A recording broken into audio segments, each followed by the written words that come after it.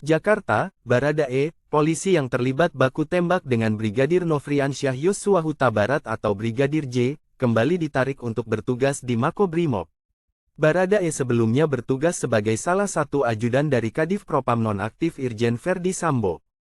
Keterangan itu disampaikan oleh Ketua LPSK Hasto Atmojo. Hasto mengatakan informasi tersebut didapatkan ketika adanya perwakilan dari Makobrimob yang mendatangi LPSK pada Rabu tanggal 27 Juli tahun 2022 untuk menyampaikan bahwa Baradae tidak bisa datang mengikuti asesmen saat itu. Jadi hari Rabu tanggal 27 Juli itu kan dijadwalkan dia dan Ibu P untuk bisa datang ke LPSK tapi mereka tidak datang. Kalau Ibu P pengacaranya melayangkan surat ke LPSK menyampaikan Ibu P tidak bisa datang karena belum siap secara psikologis untuk memberikan keterangan, kata Hasto saat dihubungi, Minggu 31/7. Sementara yang Baradae ini nggak datang. Yang datang malah orang dari Makobrimob menyampaikan bahwa sekarang Baradae sudah ditarik ke Makobrimob karena induk kesatuannya di Makobrimob, tambahnya. Hasto tidak mengetahui pasti sejak kapan Baradae kembali bertugas di Makobrimob.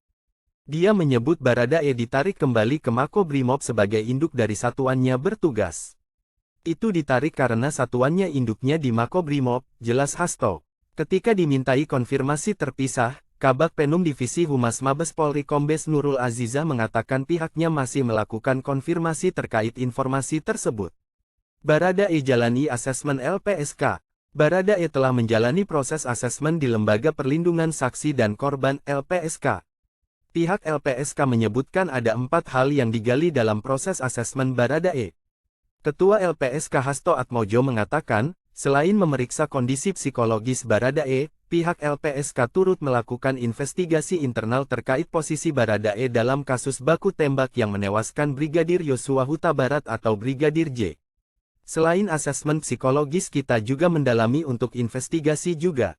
Jadi hasilnya nanti dua itu, hasil asesmen psikologinya gimana dan hasil asesmen investigasi bagaimana, kata Hasto saat dihubungi, Minggu tanggal 31 Juli tahun 2022. Kalau investigasi itu untuk mendalami substansi perkara pidananya.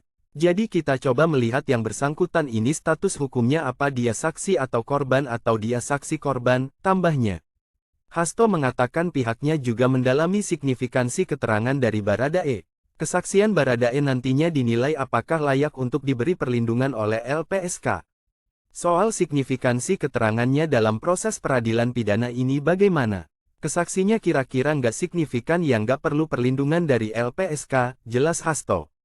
Kriteria ketiga dan keempat yang digali LPSK dari proses asesmen Baradae terkait tujuan pengajuan permohonan perlindungan yang diajukan oleh pihak Baradae. Kriteria ketiga apakah ada ancaman atau tidak kepada yang bersangkutan dan keempat apakah permohonan itu diajukan dengan dasar itikat baik atau tidak, jelas Hasto. Baradae menjalani asesmen di LPSK pada Jumat 29/7. Total 3,5 jam Baradae diperiksa dalam rangkaian asesmen tersebut. Hasto tidak memerinci soal temuan awal dari proses asesmen yang telah dijalani oleh Baradae.